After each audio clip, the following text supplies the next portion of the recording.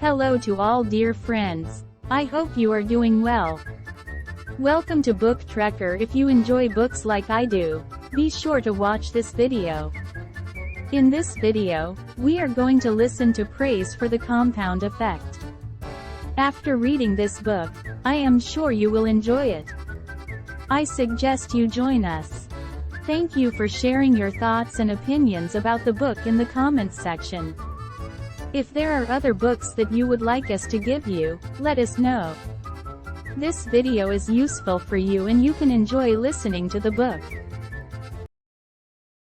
The Compound Effect. Multiplying Your Success. One Simple Step at a Time. By Darren Hardy. For achieving big goals.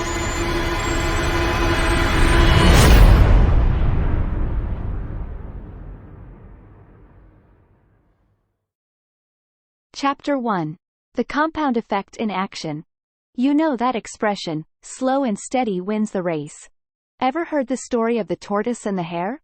Ladies and gentlemen, I'm the tortoise. Give me enough time, and I will beat virtually anybody, anytime, in any competition. Why?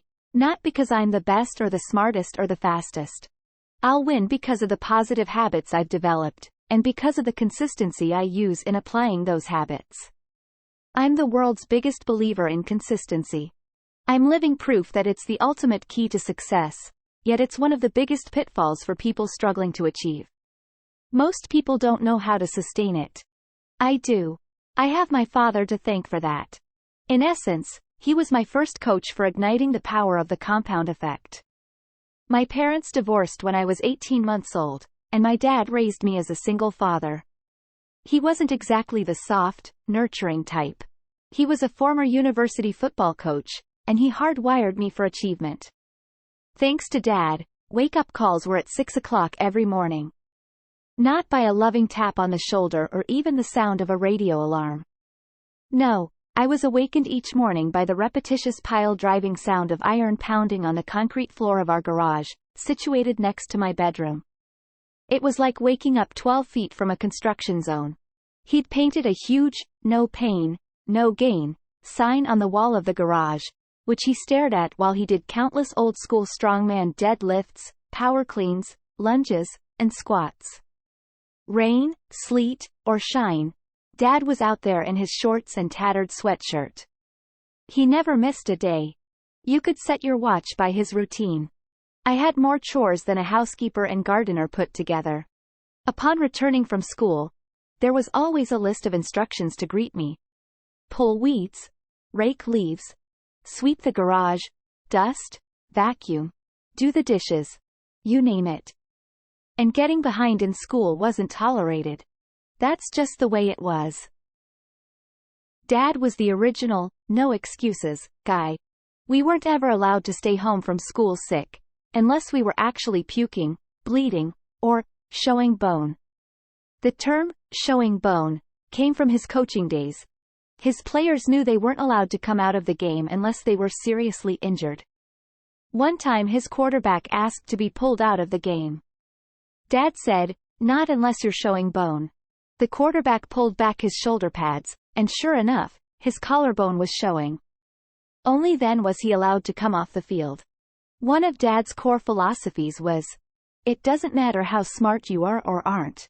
You need to make up in hard work what you lack in experience, skill, intelligence, or innate ability. If your competitor is smarter, more talented, or experienced, you just need to work 3 or 4 times as hard. You can still beat them. No matter what the challenge, he taught me to make up in hard work for wherever I might be disadvantaged. Miss free throws at the game? Do 1,000 free throws every day for a month. Not good at dribbling with your left hand? Tie your right hand behind your back and dribble 3 hours a day. Behind in your math? Hunker down, hire a tutor, and work like hell all summer until you get it. No excuses. If you aren't good at something, work harder, work smarter. He walked his talk, too. Dad went from being a football coach to a top salesperson. From there he became the boss, and ultimately, went on to own his own company. But I wasn't given loads of instruction. From the beginning, Dad let us figure it out. He was all about taking personal responsibility. He didn't hammer on us every night about homework. We just had to show up with the results. And, when you did, you were celebrated. If we got good grades, Dad took us to Pring's, an ice cream parlor where you could get these king banana splits, 6 scoops of ice cream and all the fixings. Many times my siblings didn't fare as well in school, so they didn't get to go. Getting to go was a big deal, so you worked your butt off to win the trip. Dad's discipline served as an example for me. Dad was my idol, and I wanted him to be proud of me. I also lived in fear of disappointing him. One of his philosophies is, be the guy who says, no. It's no great achievement to go along with the crowd. Be the unusual guy, the extraordinary guy. That's why I never did drugs.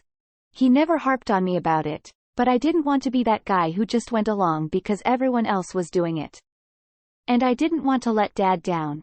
Thanks to Dad, by age 12, I'd mastered a schedule worthy of the most efficient CEO. Sometimes I griped and moaned. I was a kid. But even then I secretly liked knowing that I had an edge over my classmates. Dad gave me a serious head start on the discipline and mentality it takes to be dedicated and responsible, to achieve whatever I set out to achieve. It's no accident that the tagline of Success magazine is, "What achievers read." Today Dad and I joke about what an addictive overachiever he trained me to be. At 18, I was making a 6-figure income in my own business. By age 20, I owned my own home in an upscale neighborhood. By age 24, my income grew to more than $1 million a year, and by age 27, I was officially a self-made millionaire with a business that brought in more than $50 million in revenue. That just about brings us to the present day, because I'm not yet 40, but I have enough money and assets to last my family the rest of my life. There are lots of ways to screw up a kid, Dad says. At least my way was a pretty good one. You seem to have done pretty well. So, while I admit that I've had to practice sitting on my hands and being present in the moment, or chilling out peacefully in a beach chair from time to time, without taking a pile of business books or self-improvement CDs with me, I'm grateful for the success skills I learned from my dad, and my other mentors along the way. The compound effect reveals the secret behind my success. I'm a true believer in the compound effect because Dad made sure that I lived it, each and every day, until I couldn't live any other way if I tried. But if you're like most people, you're not a true believer. There are lots of perfectly understandable reasons why. You haven't had the same coaching and example showing you what to do. You haven't experienced the payoff of the compound effect. As a society, we have been deceived. We've been hypnotized by commercial marketing, which convinces you of problems you don't have and sells you on the idea of insta-fixes to cure them. We've been socialized to believe in the fairy tale endings found in movies and novels. We've lost sight of the good, old-fashioned value of hard and consistent work. Let's examine these hurdles one by one. You haven't experienced the payoff of the compound effect. The compound effect is the principle of reaping huge rewards from a series of small, smart choices. What's most interesting about this process to me is that, even though the results are massive, the steps, in the moment, don't feel significant. Whether you're using this strategy for improving your health, relationships, finances, or anything else for that matter, the changes are so subtle, they're almost imperceptible. These small changes offer little or no immediate result. No big win, no obvious I told you so payoff. So why bother? Most people get tripped up by the simplicity of the compound effect. For instance, they quit after the 8th day of running because they're still overweight. Or, they stop practicing the piano after 6 months because they haven't mastered anything other than chopsticks. Or, they stop making contributions to their IRA after a few years because they could use the cash, and it doesn't seem to be adding up to much anyway. What they don't realize is that these small, seemingly insignificant steps completed consistently over time will create a radical difference. Let me give you a few detailed examples. Small, smart choices plus consistency plus time equals radical difference. The magic penny. If you were given a choice between taking $3 million in cash this very instant and a single penny that doubles in value every day for 31 days, which would you choose? If you've heard this before, you know the penny gambit is the choice you should make. You know it's the course that will lead to greater wealth. Yet why is it so hard to believe choosing the penny will result in more money in the end? Because it takes so much longer to see the payoff. Let's take a closer look. Let's say you take the cold, hard cash and your friend goes the penny route. On day 5, your friend has 16 cents. You, however, have $3 million. On day 10, it's $5.12 versus your big bucks. How do you think your friend is feeling about her decision? You're spending your millions, enjoying the heck out of it, and loving your choice. After 20 full days, with only 11 days left, Penny Lane has only $5,243. How is she feeling about herself at this point? For all her sacrifice and positive behavior, she has barely more than $5,000. You, however, have $3 million. Then the invisible magic of the compound effect starts to become visible. The same small mathematical growth improvement each day makes the compounded penny worth $10,737,418.24 on day 31, more than 3 times your $3 million. In this example, we see why consistency over time is so important. On day 29, you've got your $3 million. Penny Lane has around $2.7 million. It isn't until day 30 of this 31-day race that she pulls ahead, with $5.3 million. And it isn't until the very last day of this month-long ultramarathon that your friend blows you out of the water. She ends up with $10,737,418.24 to your $3 million. Very few things are as impressive as the magic of compounding pennies. Amazingly, this force is equally powerful in every area of your life. Here's another example. 3 friends. Let's take 3 buddies who all grew up together. They live in the same neighborhood, with very similar sensibilities. Each makes around $50,000 a year. They're all married and have average health and body weight, plus a little bit of that dreaded marriage flab. Friend number 1, let's call him Larry, plods along doing as he's always done. He's happy, or so he thinks, but complains occasionally that nothing ever changes. Friend number 2, Scott, starts making some small, seemingly inconsequential, positive changes. He begins reading 10 pages of a good book per day and listening to 30 minutes of something instructional or inspirational on his commute to work. Scott wants to see changes in his life, but doesn't want to make a fuss over it. He recently read an interview with Dr. Mehmet Oz in Success magazine and chose one idea from the article to implement in his life. He's going to cut 125 calories from his diet every day. No big deal. We're talking maybe a cup of cereal less, trading that can of soda for a bottle of seltzer, switching from mayo to mustard on his sandwich. Doable. He's also started walking a couple thousand extra steps per day, less than a mile. No grand acts of bravery or effort. Stuff anyone could do. But Scott is determined to stick with these choices, knowing that even though they're simple, he could also easily be tempted to abandon them. Friend number 3, Brad, makes a few poor choices. He recently bought a new big screen TV so he can watch more of his favorite programs.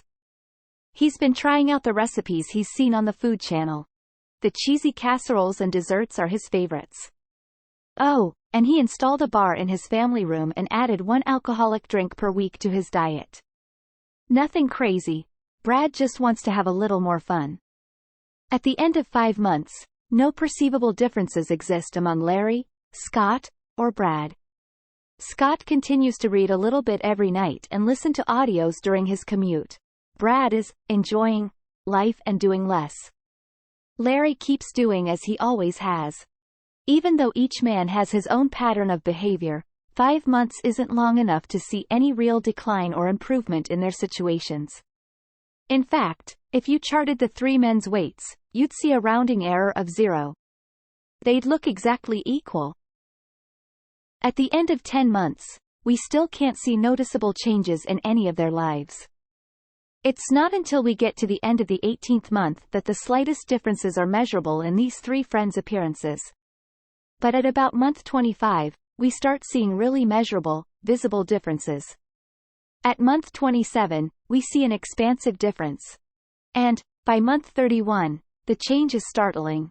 Brad is now fat while Scott is trim. By simply cutting 125 calories a day, in 31 months, Scott has lost 33 pounds. 31 months equals 940 days. 940 days by 125 calories per day equals 117,500 calories saved. 117,500 calories saved x 1 pound, 3,500 calories equals 33.5 pounds. Brad ate only 125 more calories more a day in that same time frame, and gained 33.5 pounds. Now he weighs 67 pounds more than Scott. But the differences are more significant than weight. Scott's invested almost 1,000 hours reading good books and listening to self-improvement audios. By putting his newly gained knowledge into practice, he's earned a promotion and a raise. Best of all, his marriage is thriving. Brad? He's unhappy at work, and his marriage is on the rocks. And Larry? Larry is pretty much exactly where he was 2.5 years ago, except now he's a little more bitter about it. The phenomenal power of the compound effect is that simple. The difference between people who employ the compound effect for their benefit compared to their peers who allow the same effect to work against them is almost inconceivable. It looks miraculous. Like magic or quantum leaps. After 31 months, or 31 years, the person who uses the positive nature of the compound effect appears to be an overnight success. In reality, his or her profound success was the result of small, smart choices, completed consistently over time. The ripple effect. The results in the above examples seem dramatic, I know. But it goes even deeper than that. The reality is that even one small change can have a significant impact that causes an unexpected and unintended ripple effect. Let's put one of Brad's bad habits under the microscope, eating rich food more frequently, to better understand how the compound effect can also work in a negative way and can create a ripple effect that impacts your entire life. Brad makes some muffins from a recipe he learned from the Food Channel. He's proud and his family loves it, and it seems to add value all around. He starts making them, and other sweets, frequently. He loves his own cooking and eats more than his share, but not so much that anyone notices. However, the extra food makes Brad sluggish at night. He wakes up a little groggy, which makes him cranky. The crankiness and sleep deprivation begin to impact his work performance. He's less productive, and as a result, gets discouraging feedback from his boss. By the end of the day, he feels dissatisfied with his job and his energy level is way down. The commute home seems longer and more stressful than ever. All of this makes him reach for more comfort food. Stress has a way of doing that. The overall lack of energy makes Brad less likely to take walks with his wife, like he used to. He just doesn't feel like it. She misses their time together and takes his withdrawal personally. With fewer shared activities with his wife and an absence of fresh air and exercise, Brad's not getting the endorphin release that had helped make him feel upbeat and enthusiastic. Because he's not as happy, he starts finding fault with himself and others, and stops complimenting his wife. As his own body starts to feel flabby, he feels less self-confident, less attractive and becomes less romantic. Brad doesn't realize how his lack of energy and affection toward his wife affects her. He just knows that he feels funky. He starts losing himself in late-night TV because it's easy and distracting. Feeling his distance, Brad's wife starts to complain, then becomes needy. When that doesn't work, she emotionally withdraws to protect herself. She's lonely. She pours her energy into her work and spends more time with her girlfriends to fulfill her need for companionship. Men start flirting with her, which makes her feel desirable again. She would never cheat on Brad, but he has a feeling something's wrong. Instead of seeing that his poor choices and behaviors are at the root of their problems, he finds fault with his wife. Believing that the other person is wrong rather than looking inside and doing the work necessary to clean up your mess is basic psychology 101 stuff. In Brad's case, he doesn't know to look inside. They don't offer self-improvement or relationship advice on Top Chef or his favorite crime shows. However, the thought may have occurred to him that, if he had read the personal development books his buddy Scott read, he might have learned about ways to change negative habits. Unfortunately for Brad, the small choices he made on a daily basis created a ripple that wreaked havoc on every area of his life. Of course, all that calorie counting and intellectual stimulation has had the opposite effect with Scott, who's now reaping the bounty of positive results. It's that simple.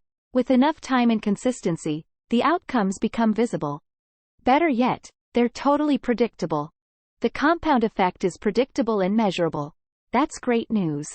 Isn't it comforting to know you only need to take a series of tiny steps, consistently, over time, to radically improve your life? Doesn't that sound easier than mustering up some grand show of bravery and heroic strength, only to wear yourself out and have to drum up all that energy again at a later date for another try, which will likely be unsuccessful? I'm exhausted just thinking about it. But that's what people do. We've been conditioned by society to believe in the effectiveness of a great display of massive effort. Heck, it's downright all-American. See Figure 1. Success. Old school. The most challenging aspect of the compound effect is that we have to keep working away for a while, consistently and efficiently, before we can begin to see the payoff. Our grandparents knew this, though they didn't spend their evenings glued to the TV watching infomercials about how to have thin thighs in 30 days or a real estate kingdom in 6 months. I bet your grandparents worked 6 days a week, from sunup to sundown, using the skills they learned in their youth and repeatedly throughout their entire life. They knew the secret was hard work, discipline, and good habits. It's interesting that wealth tends to skip a generation. Overwhelming abundance often leads to a lackadaisical mentality, which brings about a sedentary lifestyle. Children of the wealthy are especially susceptible. They weren't the ones who developed the discipline and character to create the wealth in the first place, so it makes sense that they may not have the same sense of value for wealth or understand what's necessary to keep it. We frequently see this entitlement mentality in children of royalty, movie stars, and corporate executives, and to a lesser degree, in children and adults everywhere. As a nation, our entire populace seems to have lost appreciation for the value of a strong work ethic. We've had 2, if not 3, generations of Americans who have known great prosperity, wealth, and ease. Our expectations of what it really takes to create lasting success, things like grit, hard work, and fortitude, aren't alluring, and thus have been mostly forgotten. We've lost respect for the strife and struggle of our forefathers. The massive effort they put forth instilled discipline, chiseled their character, and stoked the spirit to brave new frontiers. The truth is, complacency has impacted all great empires, including, but not limited to, the Egyptians, Greeks, Romans, Spanish, Portuguese, French, and English. Why? Because nothing fails like success. Once dominant empires have failed for this very reason. People get to a certain level of success and get too comfortable. Having experienced extended periods of prosperity, health, and wealth, we become complacent. We stop doing what we did to get us there. We become like the frog in the boiling water that doesn't jump to his freedom because the warming is so incremental and insidious that he doesn't notice he's getting cooked. If we want to succeed, we need to recover our grandparents' work ethic. It's time to restore our character, if not for the sake of saving America, at least for your own greater success and achievement. Don't buy into the genie in a lamp idea. You can sit on your couch waiting to attract checks in your mailbox, rub crystals together, walk on fire, channel that 2,000-year-old guru, or chant affirmations if you want to. But much of that is hocus-pocus commercialism manipulating you by appealing to your weaknesses. Real and lasting success requires work, and lots of it. I have a quick, real-time story to illustrate this nothing fails like success concept. A great new restaurant opened up close to my home on the beach in San Diego. In the beginning, The place was always immaculate. The hostess had a big, welcoming smile for everyone. The service was impeccable. The manager came over and assured it, and the food was sensational. Soon, people started lining up to eat there and would often wait more than an hour to be seated. Then, unfortunately, the restaurant staff began to take its success for granted. The hostess became snooty, the service staff disheveled and curt, and the food quality hit or miss. The place was out of business within 18 months. They failed because of their success. Or rather, because they stopped doing what made them successful to begin with. Their success clouded their perspective and they slacked off. Microwave mentality. Understanding the compound effect will rid you of insta results, expectation. The belief success should be as fast as your fast food, your 1-hour glasses, your 30-minute photo processing, your overnight mail, your microwave eggs, your instant hot water and text messaging. Enough, okay? Promise yourself that you're going to let go once and for all of your lottery winner expectations because, let's face it, you only hear stories about the one winner, not the millions of losers. That person you see jumping up and down in front of the Vegas slot machine or at the Santa Anita horse track doesn't reveal the hundreds of times that same person lost. If we go back to our mathematical chance of a positive result, again, we have a rounding error of 0. As in, you have about 0 chance of winning. Harvard psychologist Daniel Gilbert, author of Stumbling on Happiness, says that if we gave lottery losers each 30 seconds on TV to announce not, "I won," but, "I lost," it would take almost 9 years to get through the losers of a single drawing. When you understand how the compound effect works, you won't pine for quick fixes or silver bullets. Don't try to fool yourself into believing that a mega-successful athlete didn't live through regular bone-crushing drills and thousands of hours of practice. He got up early to practice, and kept practicing long after all others had stopped. He faced the sheer agony and frustration of the failure, loneliness, hard work, and disappointment it took to become No. 1. By the end of this book, or even before, I want you to know in your bones that your only path to success is through a continuum of mundane, unexciting, and sometimes difficult daily disciplines compounded over time. Know, too, that the results, the life, and the lifestyle of your dreams can be yours when you put the compound effect to work for you. If you use the principles outlined in the compound effect, you will create your fairy tale ending. See Figure 2.